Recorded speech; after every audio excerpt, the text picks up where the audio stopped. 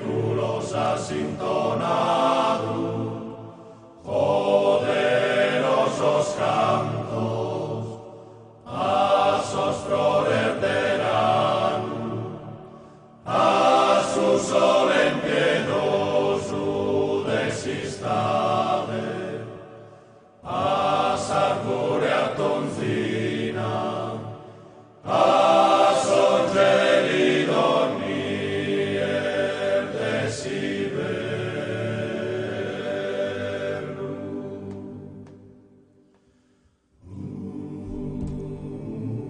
Gente, che a venullos in terra ha spregado sa natura avara, domandende una vida decorosa. Gente de una terra vagabunda, jogada con sas cartas da manos de potentes comandantes, séculos de fadigas firmas en sos arrastros de su historia.